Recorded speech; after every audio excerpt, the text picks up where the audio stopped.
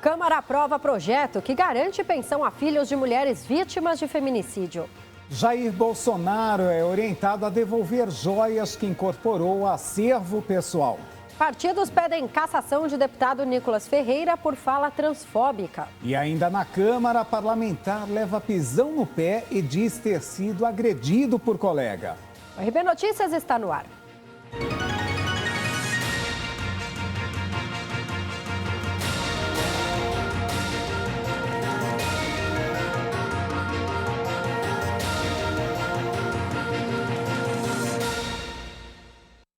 A Câmara dos Deputados aprovou hoje um projeto que garante pensão a filhos de mulheres vítimas de feminicídio. Em 2022, os dados de feminicídio aumentaram 5,5%, batendo um recorde no Brasil.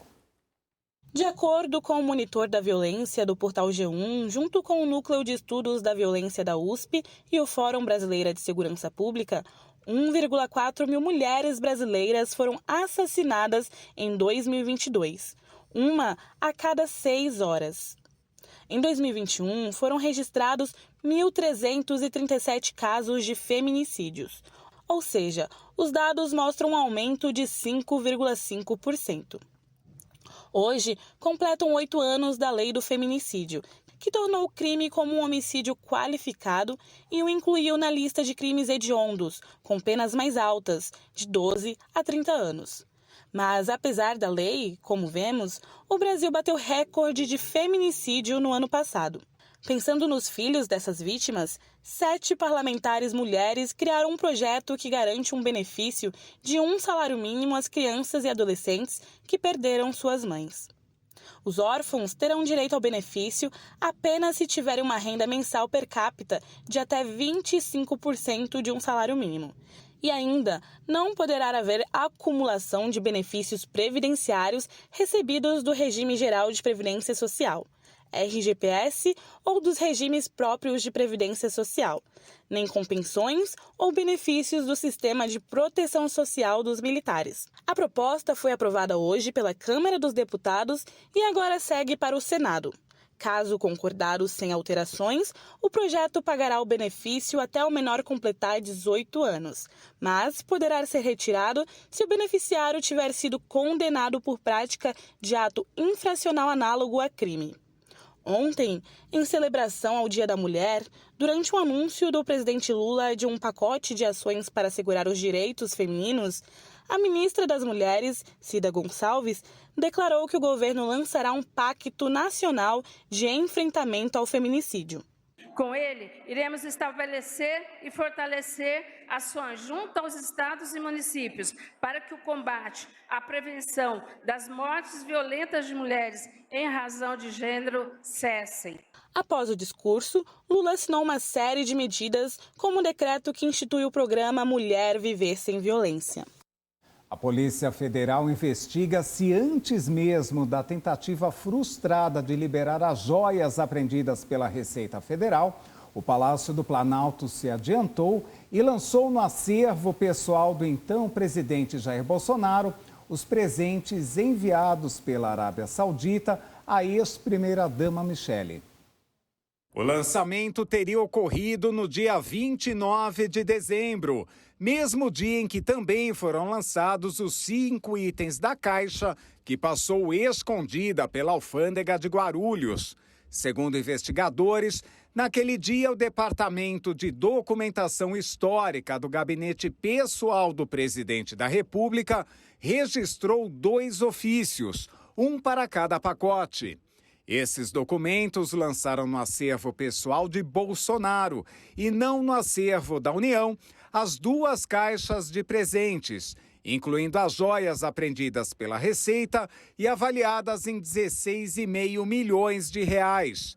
Os lançamentos teriam surgido da convicção da equipe de Bolsonaro de que as joias apreendidas seriam liberadas naquele dia, com a intervenção de enviados do governo ao posto da Receita no aeroporto de Guarulhos. Faltando 3 dias para terminar o mandato e 1 dia para deixar o país, Jair Bolsonaro montou uma operação para tentar liberar as joias. O esforço envolveu o então ajudante de ordens, Mauro Cid, o então secretário da Receita, Júlio César Gomes, e o sargento da Marinha, Jairo Moreira da Silva.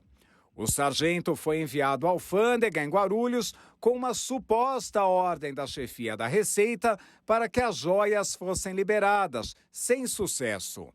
Segundo investigadores, Bolsonaro tem de devolver os bens por causa do valor ou então pagar tributos de importação e multa pela entrada irregular das joias. O caso das joias afetou diretamente a agenda do clã Bolsonaro. Michele adiou a posse do PL Mulher e seu marido, Jair, não definiu seu retorno ao Brasil. Quem tem mais detalhes é o nosso comentarista, Ney Gonçalves Dias. A posse da ex-primeira-dama Michele Bolsonaro, que estava marcada para ontem na presidência do PL Mulheres, passou para o dia 21. A expectativa da vinda este mês ao Brasil do ex-presidente Bolsonaro também foi adiada. Enquanto isso, favorece o PT.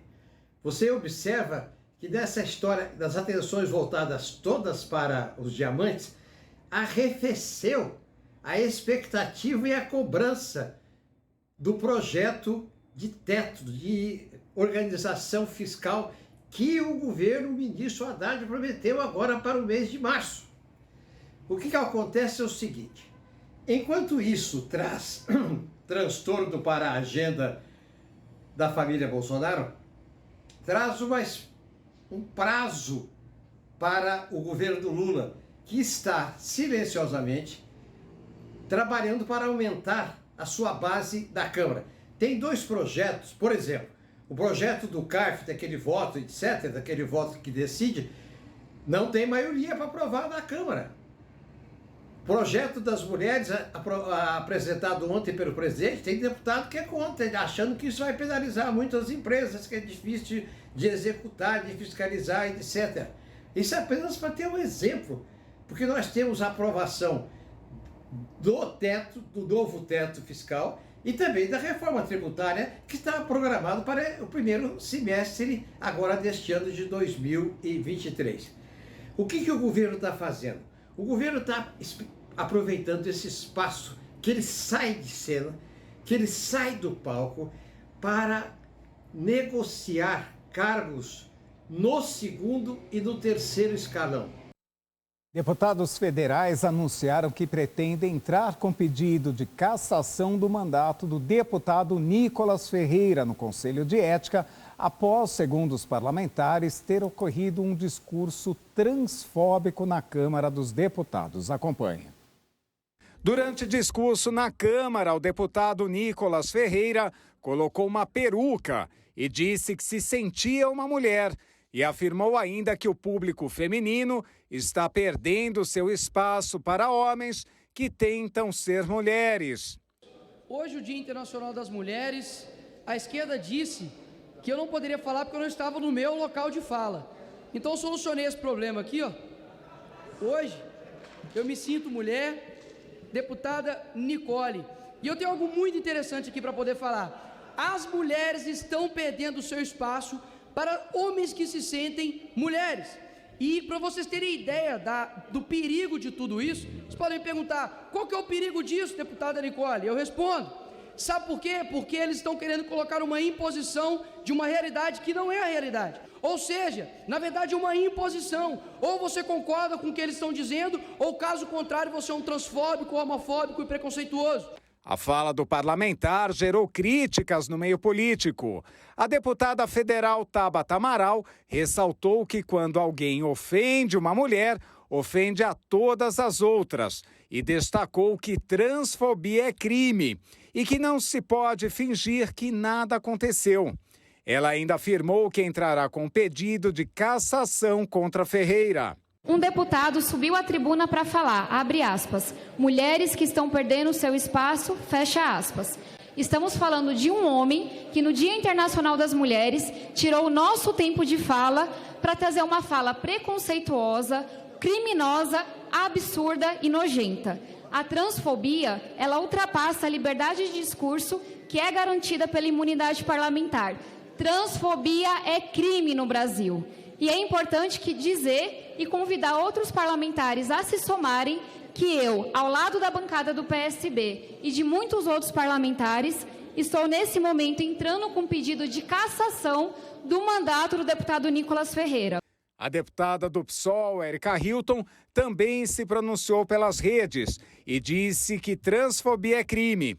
Ela ressaltou que a bancada do partido atribuiu o discurso feito por Nicolas como uma fala transfóbica e que, por isso, a sigla entrou com uma notícia-crime no Supremo Tribunal Federal contra o deputado. Pelas redes sociais, o presidente da Câmara, Arthur Lira, ressaltou que o plenário não é palco para exibicionismo e muito menos para discursos preconceituosos. Ele também disse que não irá admitir o desrespeito contra ninguém e subiu o tom destacando que o deputado Nicolas Ferreira merece sua reprimenda pública por sua atitude no dia de ontem. E a seguir, casos de família, ou melhor, do Congresso. O deputado diz que foi agredido por colega após pisão no pé durante sessão. E Polícia Federal mira governador do Acre em operação contra a corrupção. É logo após o intervalo, voltamos já.